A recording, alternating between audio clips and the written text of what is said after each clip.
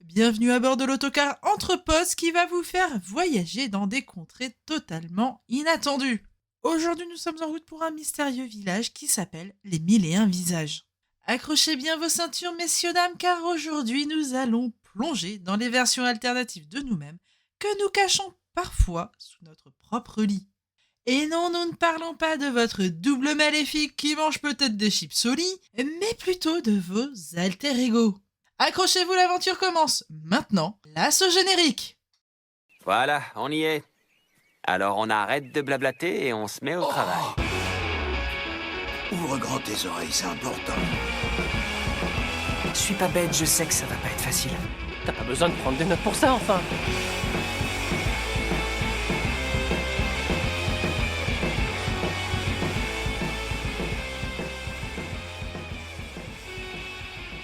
Mesdames, messieurs, bonjour. Voilà, ça y est, on y est. L'épisode It's 12, the last one.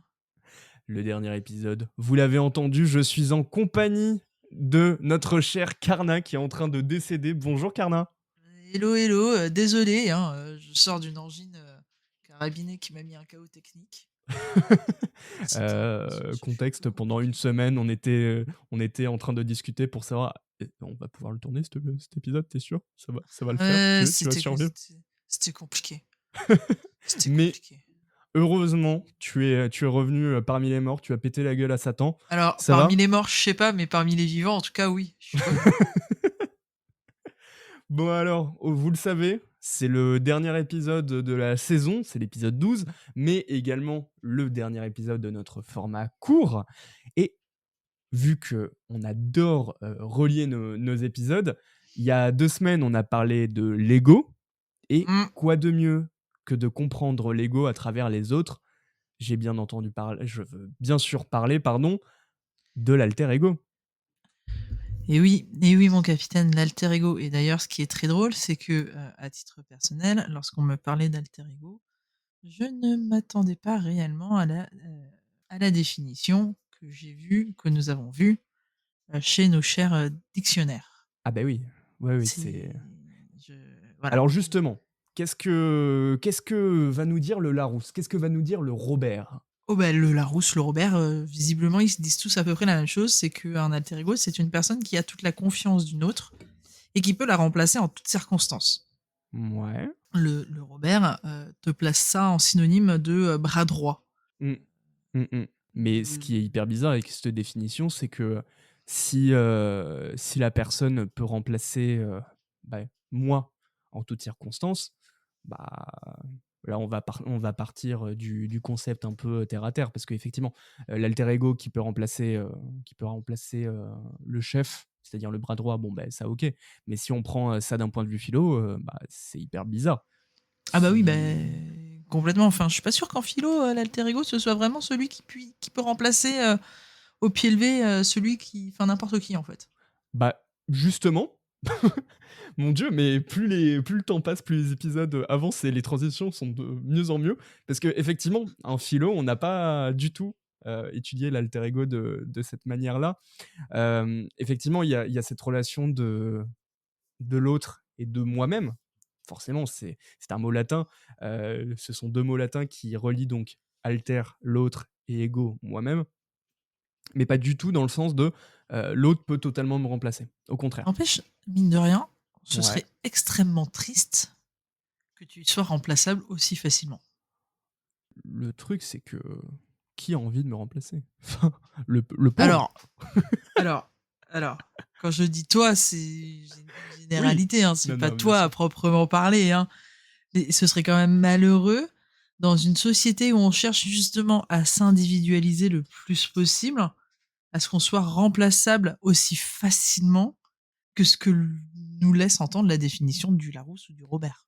Bah, en vrai, Moi, je bon, trouverais alors on ça va pas triste. s'éterniser sur la question, mais il y a 2 semaines, on parlait de justement l'évolution de Mm. l'hypertrophie du moi dans le capitalisme. Et justement, d'une certaine manière, si on prône une dictature de l'ego, sur Internet, typiquement, une personne peut être remplaçable directement par une autre. On va dire que sur les réseaux, Oui, oui, c'est vrai, oui. personne n'a sa propre identité. C'est vrai, ce qui est bien dommage d'ailleurs. Ouais. Bon, en tout C'est cas, un autre débat. il y a une époque où Internet n'existait pas. C'était la... Tintin. Fut un temps. Fut un temps, c'était l'époque de Descartes. Et on l'a vu, Descartes a introduit la notion d'ego, mais avec cette définition, eh bien, il y a aussi la notion de l'alter ego, l'autre.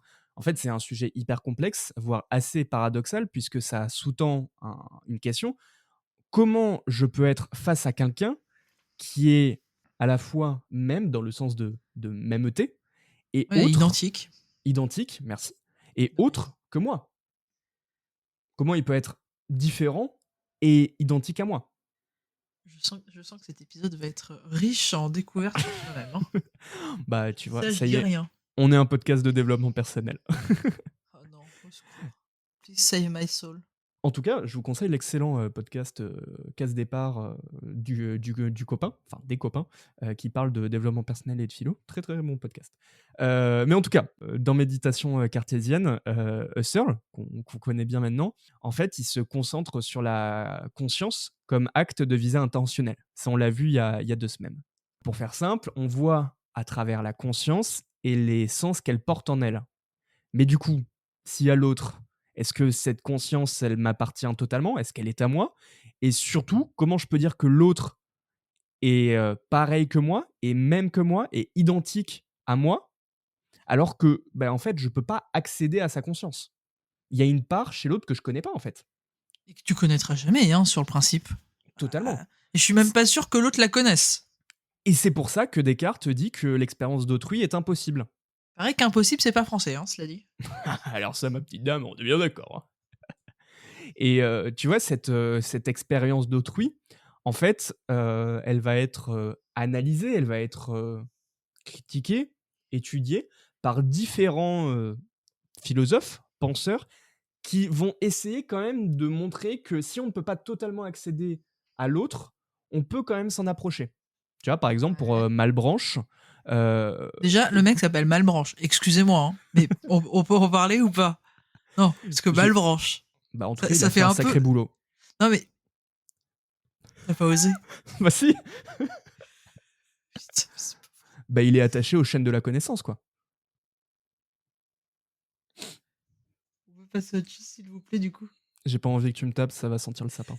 Alors, Je vais Pour retourner avec Malbranche. mon angine, hein. Ça me donnait moins mal à la tête. Non, bon, en tout cas, pour Malebranche, l'expérience d'autrui, elle est quand même possible, mais seulement quand 2 individus rentrent en union par la chair ou l'âme, donc en fait par les passions, quand il y a une connexion, et on y reviendra. Les passions d'ailleurs, elles vont d'ailleurs intéresser d'autres penseurs comme Hobbes, qu'on a vu avec la peur de l'autre, Ouais. ou Spinoza, et le fait qu'on se force à imiter les autres pour les comprendre. Ou du moins pour essayer. Pour essayer de les comprendre totalement. Il y en a d'autres qui en parlent. À nouveau, on a Hume ou Smith qui parlent de sympathie, puisque la sympathie d'individu à individu est pour l'un un lien, donc pour Hume, un lien entre les individus, et pour Smith, c'est un phénomène qui permet à l'individu de donner une image fictive à l'autre. Et donc, en gros, par extension, améliorer la situation dans laquelle les deux se trouvent. Rappelons tout de même qu'en anglais, le mot sympathie, hein, c'est l'empathie chez nous. Donc on en revient à être capable, plus ou moins, de se mettre à la place de l'autre. Le bouclé bouclé, c'est la fin de l'épisode. Allez, bonne voilà, journée. merci à tous, merci à toutes. Allez, gros bisous. On se retrouve à Japan Expo. Non, on va pas se quitter maintenant parce que je sais que tu veux me parler d'un manga que tu viens de lire d'ailleurs juste avant l'enregistrement de cet épisode, et justement qui parle de la connexion de l'union par les passions en fait. Oui, c'est une nouveauté de chez Mangetsu qui fait visiblement un tabac chez les libraires. Sorti, on est le 29, le 26. Ah oui, donc il y a 3 jours en fait. Ouais, il y a 3 jours. On est sorti le 26 juin. Et ça s'appelle She Wasn't a Guy. L'histoire se veut relativement simple. Alors déjà, il faut savoir que l'histoire a commencé à être publiée sur Twitter et a rencontré un succès dingue. C'est pas un manga petit format, c'est plutôt un grand format. l'ADA est folle. Et en fait, l'histoire se veut relativement simple. C'est en gros, le synopsis, c'est l'histoire de Aya, une lycéenne qui va tomber amoureuse d'un vendeur charismatique dans le disquaire qu'elle fréquente. Sauf que, et oui, petite, Plot petite twist. trope, le fameux disquaire n'est autre que sa camarade de classe. Et j'ai bien dit sa camarade de classe, Mitsuki. Wait, she wasn't a guy. Et ouais. Ah putain. Vraiment, le titre, je le comprends pas. Enfin bref, C'est bizarre, je parle pas anglais en fait. c'est ça. C'est exactement ça. Et en fait, ce qui se passe, c'est que donc, d'un côté, on a donc Aya qui fait partie plus ou moins de je dirais, de la classe des filles populaires. Mhm. Je crois à un moment dans le manga, elle l'appelle, que je dise pas de bêtises. Ah oui, voilà, Mitsuki dit clairement que c'est une gyaru. Donc, les gyaru au Japon, c'est les filles au style branché et relativement fières. En gros, je pense qu'on pourrait comparer ça au Kaggle class, en fait, concrètement. J'ai pas d'autre explication, en fait. Parce que là, concrètement, Aya est quand même plutôt mignonne. Enfin, en tout cas, moi, je la trouve adorable. Mais oui, c'est des, enfin, voilà, c'est des, Oh, c'est des nanas qui sont à la pointe de la mode et qui sont très fières d'elles. Mhm. Et de l'autre côté, il y a Mitsuki qui fait plutôt partie des introvertis, qui essaye de se faire la plus petite possible, machin. Sauf que lorsqu'elle est chez le disquaire, elle porte un masque noir. Elle a un sweat à capuche. Donc on voit pas la longueur de ses cheveux. Et surtout, en fait, elle a un hoodie, donc un sweat assez large. Donc si elle a des formes féminines, on les voit pas. Concrètement, à tout moment, n'importe qui peut la prendre pour un mec. Et le truc, c'est que Aya, qui est une gyaru, d'un point de vue musical, ne s'intéresse pas aux mêmes choses que ses copines. Ses copines ne vont jurer que par BTS, que par Ado, qui est une très bonne artiste, Ouais. mais que à tout ce qui est très en vogue. Alors que Aya va avoir une culture musicale plutôt punk, rock, surtout des années 90, des années 60. Enfin, vraiment, elle kiffe Aerosmith, elle kiffe Nirvana, elle kiffe les Foo Fighters. Bah, Et du coup, pardon, excuse-moi, je te coupe, mais quand j'ai paginé le livre, je trouvais justement qu'il y avait, par le personnage de Mitsuki, une ambiance un peu grunge. Un peu, comment dire, ouais, grunge, Ah, mais punk. totalement. Et Totalement. Et en fait, t'apprends dans le manga que Mitsuki, depuis qu'elle est toute petite, elle écoute du métal, elle écoute du punk, elle écoute du grunge. Enfin, voilà. Et en fait, Aya, lorsqu'elle va chez ce disquaire et qu'elle tombe nez à nez avec Mitsuki, bah, Mitsuki correspond parfaitement au cliché du mec sur lequel elle pourrait avoir un crush. Et en fait, toute leur relation va se créer autour de la musique. Et le truc, c'est que tu vas avoir déjà le côté passion entre Aya et Mitsuki, mais tu vas également retrouver l'alter ego dont on parlait un peu plus tôt, qui est la définition quasi littérale en fait chez Mitsuki.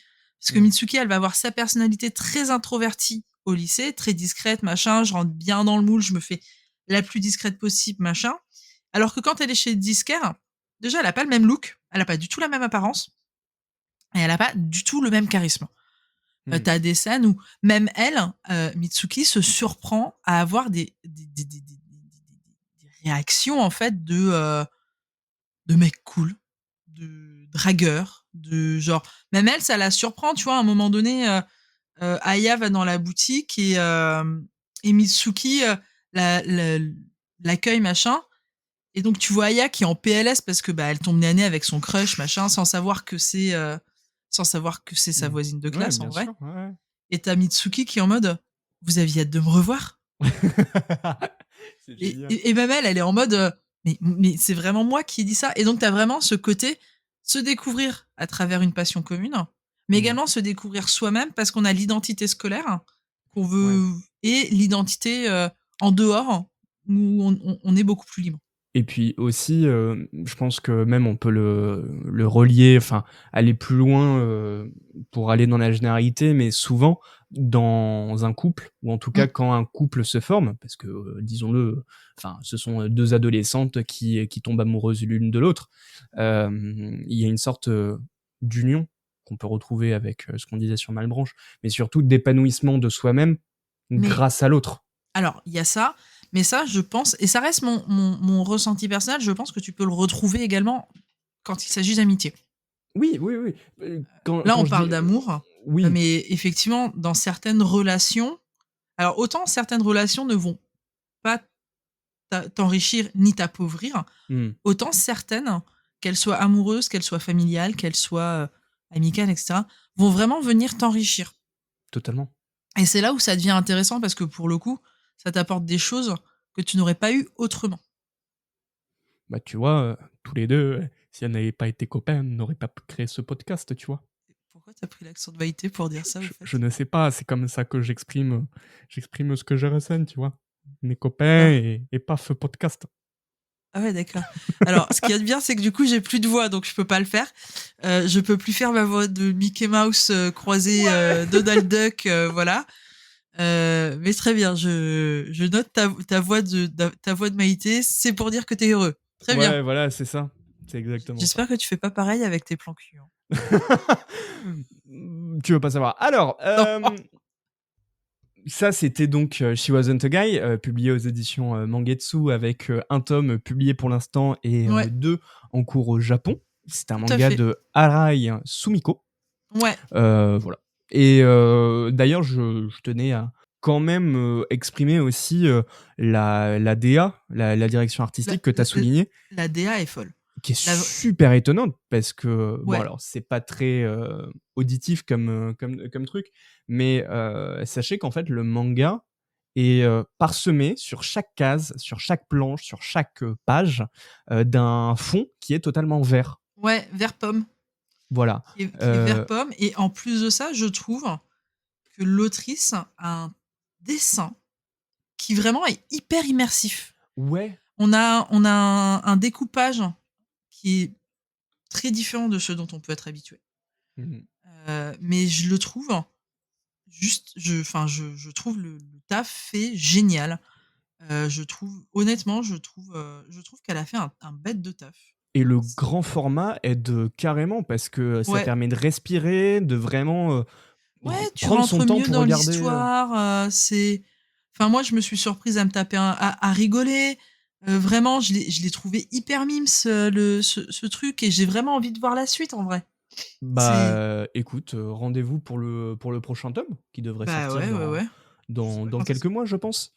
Ouais, je pense. Mais honnêtement, c'est le genre d'histoire où vraiment, je suis curieuse de voir, même si ça dure que 5, 6 ou une dizaine de tomes, tu Ouais. vois. Je trouve l'histoire hyper mimes. Et puis en même temps, ce genre d'ovni, justement, tu t'attends pas à lire 80 tomes. Non. Au contraire, je pense que la force de ce manga, c'est très certainement, Hmm. il marquera par son originalité. En tout Oui. cas, bravo Mangetsu. Hmm. Ce titre est génial. Très, Et très content de voir je trouve qu'il colle très bien à Mangetsu en vrai. Ouais, mais depuis le lancement de Mangetsu, je trouve que chaque collection a vraiment son identité propre. Mm. Et chaque manga représente vraiment ouais, la DA de la maison. D'ailleurs, bah, tant qu'on est sur les romances, etc., moi je vous conseille Paka, qui a été un des Ouais, premiers il est mangas trop mignon en plus. Et ouais, c'est trop kiki. En fait, ça reprend le mythe du kappa, la sorte de grenouille, je sais pas comment dire, bref. Ouais, c'est le mythe de la grenouille, l'esprit qui peut aller dans l'eau, etc. Et qui est appliqué à une romance entre lycéens. Et c'est très mignon. Et ça parle aussi. On en a fait une critique d'ailleurs sur la page Insta. Donc on vous invite à y aller. À y aller tout simplement. Non, c'est très très mignon. J'aime beaucoup effectivement la maison d'édition Mangetsu. Ouais, franchement, ouais. Bon, en tout cas, je vous invite à lire ce manga, à aller sur Insta. Et quant à nous, continuer avec cet épisode, puisque, bah, en fait, l'alter ego, c'était impossible d'en parler sans, bien évidemment, parler de Searle et la réduction phénoménologique, Encore et l'époque, toujours. bien sûr. Promis, ce sera la dernière fois. Jusqu'à la prochaine. Jusqu'à la prochaine. Puisque, ouais, si on revient en fait à la 5e méditation cartésienne de Searle, si on perçoit la réalité d'un point de vue phénoménologique, bah, on l'a vu, l'ego produit une action, une intention qui s'appelle la conscience. Pour rappel, on l'a dit, la conscience, c'est une visée. Et donc, cette conscience, on peut la voir comme une compréhension de la réalité. Et cette compréhension, elle va donner un sens subjectif à celle-ci. Mais du coup, il y a un problème. Quand je suis face à l'autre, à celui ou celle qui est en face de moi, comment je peux capter son intention, sa conscience à lui ou à elle? Comment je peux imaginer le fait qu'il en ait une sans réduire cette conscience à un objet? Je sais pas, t'as essayé de lancer un hameçon Un avec un. caillou, mais la personne n'a pas répondu après. Donc, Ah, c'est dommage. ça, en tout cas, ça a l'air impossible. Parce que le seul truc que ça m'a permis de faire, c'est de faire un tour en prison. Et c'est pas fou. Hein, parce que Ok. le caillou, ça fait mal. Euh, D'accord. Moi, Bon, en j'ai tout juste cas- parlé d'un hameçon. J'ai pas parlé d'un Oui. caillou. Non, mais bref. Bon, en tout cas, Searle va tenter, tant bien que mal, d'expliquer comment autrui n'est pas qu'un phénomène que je perçois, mais bien un être dont j'ai la certitude qu'il est conscient. Ouais. Pour ça, il va reprendre Leibniz et son terme qui est la monade. Pour faire simple, la monade, c'est le cœur de Pas la toute chose. limonade.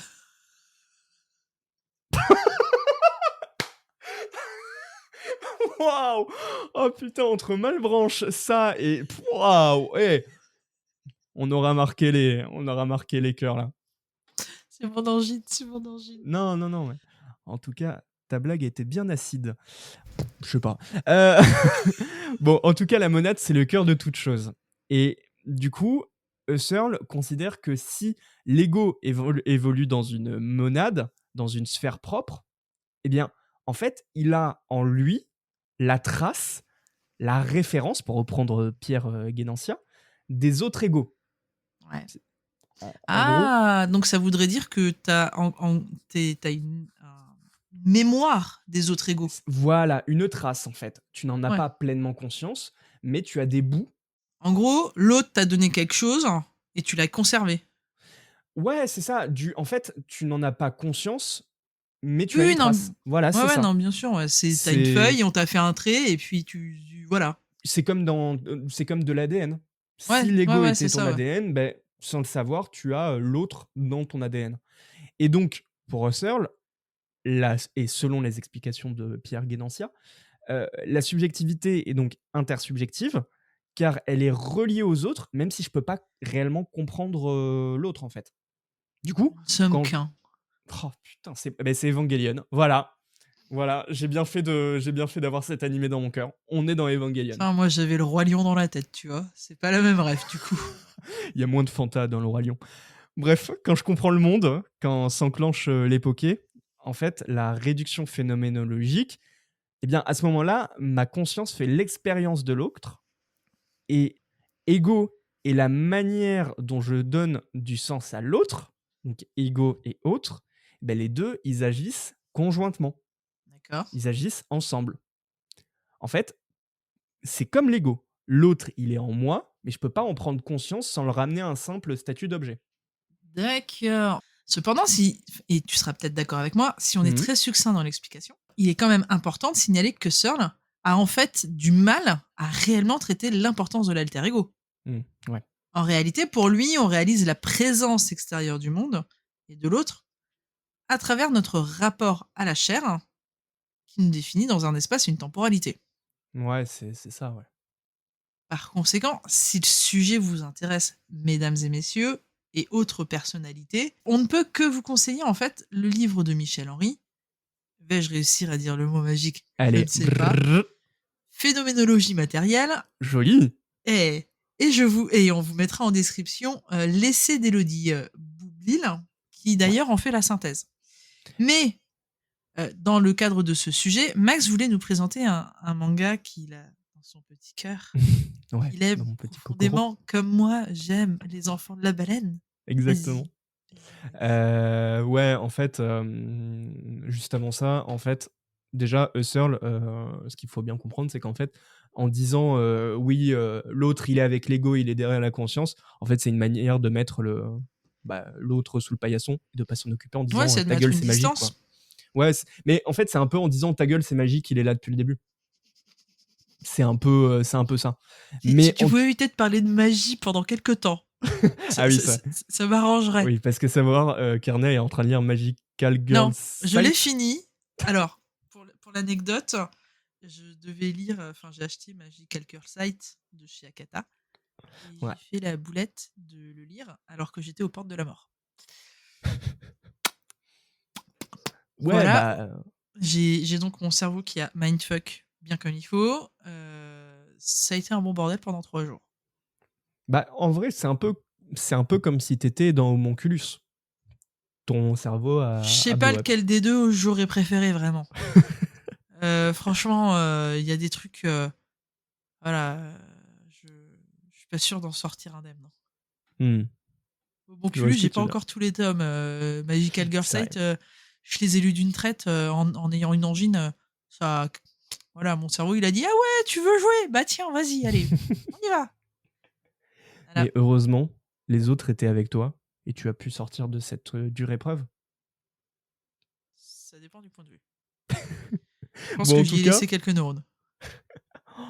toutes les neurones ont été conservés dans Darker Than Black. Puisqu'en fait, il faut savoir que Darker Than Black, c'est un animé qui a été produit en 2007, de souvenir, par le studio Bones, qui a fait également Soul Eater. Il me semble également Full Metal Alchemist, si je ne dis pas de Bah, bêtises. Bones, ils sont derrière My Hero Academia. Ah ben voilà. Ah bah tu vois, je savais pas du tout. Cadeau. Voilà. Ok, bah Ils voilà. sont derrière Donc, MHA.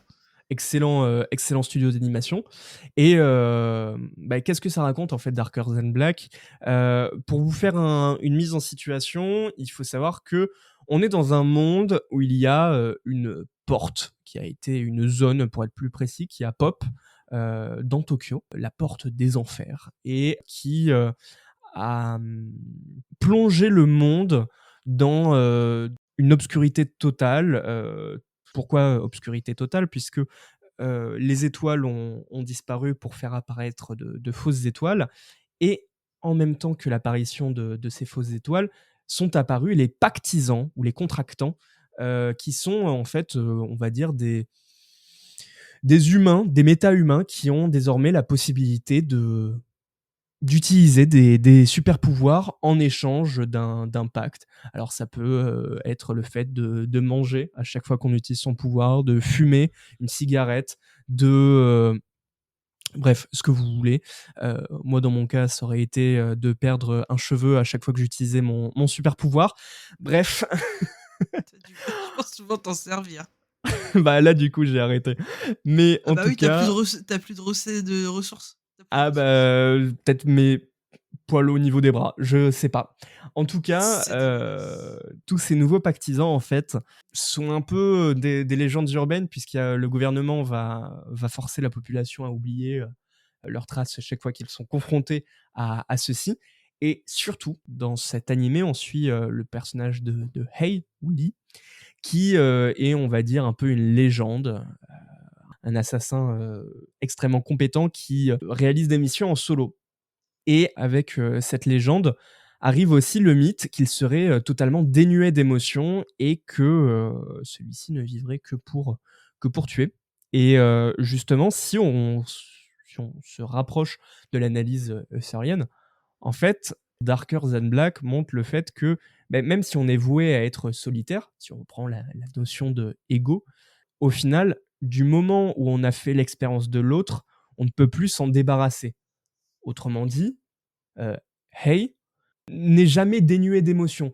Il ressent toujours les choses, et surtout, avec l'arrivée de certains personnages, notamment dans la saison 3, il ne peut pas faire semblant d'être quelqu'un qui est totalement isolé. Au contraire, là où il va se définir en tant qu'humain, c'est justement quand il gérera, on va dire, la nouvelle génération qui est incarnée par une jeune fille pour la saison 3, mais qui s'illustre dans les deux premières saisons. Voilà. Et cet animé est disponible sur certains sites. Et en tout cas, Attends, dire, tu peux dire plus fort sur où est-ce que c'est dispo?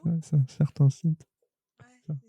J'ai compris. Certains sites. Mais il y a également un manga en arrêt-com qui a été publié chez Kiyun, il me semble, avec 4 tomes, et également un autre chez Panini, mais qui sont plus des spin-offs qu'une adaptation. Donc n'hésitez pas à le regarder. Moi j'avoue que j'ai regardé ça, ça a été un de mes mangas qui m'a vraiment le plus marqué, notamment par l'histoire qu'elle raconte sur les 2 premières saisons et surtout, en fait, c'est très sympa de voir, non pas, la chute d'une personne, mais un peu comme Thorfinn dans Vinland Saga, comment une bête sanguinaire peut déjà faire croire qu'elle en est une alors que pas du tout, et surtout comment elle redevient petit à petit humain, alors que techniquement les partisans n'en sont pas des humains, ou n'en sont plus. Comment une bête sanguinaire qui n'en est pas une redevient un petit chaton tout mignon. Exactement. Voilà, donc ça c'était Darker Than Black, et puisque l'épisode continue, en tout cas le temps passe extrêmement vite, on va... Tu parles, c'est pas vrai. Non, pas du tout. On va aller très rapidement sur les derniers points, puisque au final, on n'a pas réellement vu ce qu'était un alter ego. Pour ce faire, parce que sinon les explications dureraient trop longtemps pour un épisode court, tout ce qu'on peut faire, c'est vous renvoyer à des auteurs, parce que en filigrane, tout ce qu'on a essayé de vous montrer, c'est que l'autre, il est nécessaire car il permet la reconnaissance de soi-même. Chez Kant, par exemple, et sa philosophie morale, qui est un sujet extrêmement passionnant, en fait, l'autre fait partie de l'universalité du monde. C'est un fait intangible. Et vu que j'ai l'obligation de me dire je dois faire, j'ai la responsabilité de faire, j'ai un univers infini de possibilités, et du coup, j'ai obligation de prendre en compte l'existence de l'autre, car il m'offre sa reconnaissance. Donc, dans chaque acte, j'ai la réponse de l'autre, et en tout cas, je dois prendre conscience de ce que je fais, et de l'impact que ça va causer. Et de même chez Hegel, d'ailleurs. Et par exemple, Karna, est-ce que tu aurais un dernier auteur sur lequel on pourrait se pencher? Alors attendez, laissez-moi réfléchir. Alors en vrai, on pourrait parler de Paul Ricoeur, Ouais, mais l'épisode est déjà quasi terminé. ouais. Et donc, non, j'ai pas d'autre auteur. Ok. Très bien. Bon, En tout fait, cas, non, on pourrait effectivement parler de Paul Ricoeur, mais malheureusement, c'est déjà l'heure de se quitter. Du ouais. coup, je vous invite à vous renseigner et à aller lire ce que Monsieur Ricoeur a fait sur le sujet. Eh oui. Bon, je crois que ça y est, c'est la fin de cette saison, la fin de cet épisode qui est bien sûr un peu plus calme que les autres. Bah oui, je suis malade. Non, mais c'était important aussi de se quitter avec une note plus calme, plus douce, et une petite extension de ce que c'est l'ego. Karna, merci beaucoup pour cette saison, c'était trop bien. Merci à toi, mon petit. Quand Bah, je écoute, pense que tout est parti d'une blague, ouais. dont je ne me souviens même pas. C'est sans rentrer dans les détails, moi j'avoue que ce podcast, ça fait bien 3 ans que j'y réfléchis, et je suis extrêmement content qu'avec toi, Karna, on ait lancé C'est le beau. bébé. Qu'est-ce que C'est tu beau. retiendrais, toi, de cette saison? Beaucoup d'infos. Ouais. Ce que je vais retenir, c'est surtout que, oui, effectivement, beaucoup d'infos. Mais ce qui est étonnamment intéressant, en fait, c'est que la philo, moi, je suis pas du tout philo à la base. Enfin, je réfléchis, voilà, mais j'ai pas fait d'études de philo.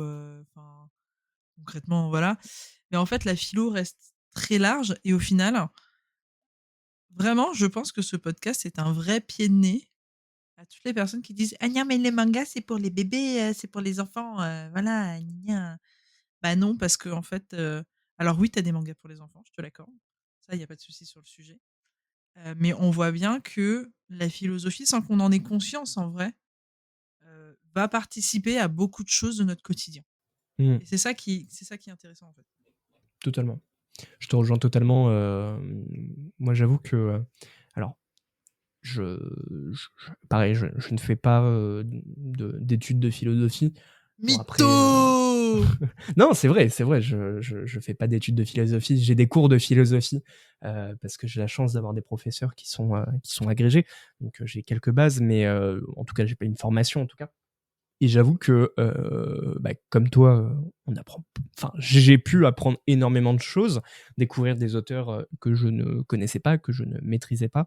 Et alors voilà, bon, forcément, puisqu'on n'a pas la formation, on peut faire des erreurs, des En fait, compréhensions qui sont alternées, etc. Mais c'est plus une mentalité. Et c'est ça bien aussi sûr, qui est en cool. fait, tu peux faire des erreurs. Enfin, C'est ça qui est intéressant, c'est que faire une erreur ou se tromper, en soi, c'est pas dramatique. L'idée, c'est de dire: «OK, bah, j'ai fait une erreur, la vraie compréhension, c'est ça, machin et cetera. Moi, je l'ai compris comme ça». Mais c'est ça qui est aussi intéressant avec la philo, c'est que éventuellement, toi, tu vas avoir ta compréhension du sujet et moi, sur d'autres sujets, je vais avoir une autre compréhension Mmh.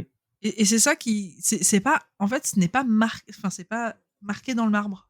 Ouais, c'est ça. Bah, c'est différents points de vue, c'est différentes compréhensions sur un sujet qui est déjà lui-même vaste, donc Bah, c'est c'est ça. C'est ça, donc c'est ça qui c'est là où tu te rends compte que, c'est hyper intéressant et que, au final, les initiations qu'on a pu avoir ou que d'autres ont actuellement au lycée, ça vaut pas grand-chose, en fait, je trouve. en tout cas, il faut l'aborder autrement. Oui, il faut Il l'aborder faut la autrement. Et c'est pour ça aussi, bah, je tenais également, enfin, je pense qu'on tenait aussi à vous remercier, aussi pour, votre écoute, pour, Mmh. votre, fidélité. Parce que, bah, au bout de ces 6 mois, on a quand même eu, une petite communauté qui s'est créée, qui en tout cas, on a Petit à des petit, auditeurs, ouais. fidèles. Donc, merci énormément à vous, qui vous reconnaîtrez, très certainement, mais à tout le monde qui a pris le temps d'écouter notre podcast, qui a fait des retours. On est extrêmement, heureux de pouvoir, bah, partager, notre passion avec, des passionnés, des amateurs, des gens aussi qui découvrent le manga. Donc non, merci énormément. C'est ça. Pour reprendre ce qu'Ahmed Agne a dit, donc Ahmed Agne, le directeur éditorial de Kiyun et fondateur d'ailleurs, cofondateur, avait dit lors de la soirée de lancement de Kanebanashi à Paris en octobre dernier, il avait dit que ne pas aimer le manga, ça n'existait pas et qu'il y avait forcément un manga pour chaque lecteur. Totalement. Et si effectivement les médias ont tendance à parler des grands mainstream parce que, ben, au final, l'attention se tourne autour de ça. Donc Mmh. par mainstream, j'entends, tout ce qui est One Piece, Naruto, Bleach, My Hero Academia, My Hero Jujutsu Academia, bien Kaisen, sûr, ouais. L'Attaque des Titans, et cetera. Le monde du manga aujourd'hui est suffisamment large pour, offrir des récits, suffisamment de récits pour que ça plaise à tout le monde. Mmh. Et il faut juste essayer et ne pas rester sur ses acquis et il faut pas avoir peur de se lancer. Au contraire. Aujourd'hui, enfin, c'est fou, parce que même, je pense que ça s'est vu, mais même dans nos lectures à nous qu'on a présentées, on a évolué dans ce qu'on a montré parce que autant on a pu, bon, présenter du One Piece et cetera, du traditionnel, mais on l'a vu, même dans la romance, il peut y avoir mais une Ouais. myriade d'histoires. Dans le thriller tout autant, et sur un même thème, on peut avoir des avis, des goûts, des types totalement différents. Ah oui, oui, oui, complètement. C'est des et surtout, en fait, nous, ça nous tenait à cœur aussi de sortir du mainstream. Ouais, Parce que, bah, le mainstream, c'est bon, il a été décodé. C'est tellement gros que ça a forcément été décodé, par X personnes. Aujourd'hui, c'est bon, on a compris. Passons à autre chose. Enfin, passons à autre chose. Non, pas forcément non, il passons à autre faut chose, faut en mais parler aussi, découvrons mais autre voilà. chose et ouvrons notre champ des possibles. Voilà, c'est les mainstream sont une marche dans un Ouais. grand escalier, et bah, il y a plein d'autres, il y a Bon, par plein contre, vous d'autres cassez pas la mangas. gueule dans l'escalier, ça fait mal, hein. Oui, mais il y a plein d'autres titres qui permettent d'aller encore plus haut, de rajouter une marche, une marche, une marche, une marche, et Tout à à la fait. fin, on est sur un escalier qui est gigantesque, et c'est ça aussi qui est cool. Tout à fait. Et il faut se souvenir aussi que, bah, les mainstream, font partie des marches et ont énormément de choses à raconter, et ce qui Complètement. rend Et le tout hyper surtout, riche. n'oubliez pas, c'est pas parce que vous n'aimez pas, One Piece, que vous n'aimez pas l'Attaque des Titans, que vous n'aimez pas Dragon Ball, et cetera, que vous n'avez pas de goût. C'est Oui, hyper important de le rappeler. totalement. C'est pas parce que vous n'aimez pas les «grands noms» entre guillemets du manga, que vous n'avez pas de goût. C'est juste que, vous n'êtes pas la cible de ce manga-là. Exactement. Et il y a pas de drame, c'est pas grave. C'est pas grave. Alors vous avez très certainement des goûts complètement différents. Moi aujourd'hui, quand je regarde ce que je lis, et ben, alors oui, effectivement, je lis beaucoup, par rapport au sujet du podcast, et cetera. En tout cas, j'essaye. Mais je réalise que, par exemple, Naruto, j'en ai parlé sur TikTok. Si j'avais eu l'offre de manga, il y a 20 ans, si j'avais eu l'offre de manga qu'on a aujourd'hui, jamais de la vie, je serais allé lire Naruto. Jamais de la vie, je serais allé lire ça. C'est une très bonne base, c'est une très bonne porte d'entrée, hein. Mais je ne suis pas la cible de ce manga. Oui, voilà. Et je ne l'ai jamais été. Je ne Et l'ai jamais été. heureusement, il y en a, Et je d'autres l'accepte. qui le sont. Oui, et voilà, toi-même, tu es il la en faut pour cible. tout le monde. Il en faut Exactement. pour tout le monde. Il n'y a pas de drame, en fait. C'est pas grave. Totalement. Bon, Sur ces à bonnes paroles. nouveau, exactement que sur je- ces bonnes paroles. Avant que je décède davantage. Merci énormément à nouveau de nous avoir suivis sur ces 6 mois. On se retrouve donc en septembre pour Karna n'est la pas prochaine décédé saison. d'ici là d'une autre angine. Non, non, non. Tu vas battre tous ces. On est au mois de juin, j'ai chopé une angine. Non, mais tu vas battre tous ces microbes façon il était une fois la vie. Un peu jeune pour avoir connu ça, toi. Bon, attends, non, c'était incroyable. Mais en tout cas, on se retrouve effectivement pour la prochaine saison fin septembre. Donc, très certainement la dernière semaine de septembre. Mais ne vous inquiétez pas, nous n'allons pas vous laisser seuls durant ces vacances. Alors, bon, on va faire les actualités. Donc, on vous a prévu des épisodes hors série pour patienter cet été. Sans aller dans les détails, notamment un épisode avec une maison d'édition où on va parler philosophie, je vous en dis pas plus. Et il se peut qu'on ait également du contenu en août avec Karna. Et vous pouvez aussi nous retrouver sur les réseaux sociaux. Avec l'été, on va un peu calmer le rythme de parution. Mais voilà, passez d'excellentes vacances. Bonnes vacances en espérant que vous ayez du soleil, que vous ayez plein de mangas à lire. Et reposez-vous. Et surtout, n'oubliez pas, Le manga est né libre et partout, il est dans les cases. C'était Entre Pods, le podcast qui parle manga et philo. bisous tout le monde. À bisous. Ça me termine. C'était la fin. Ouh. Bisous.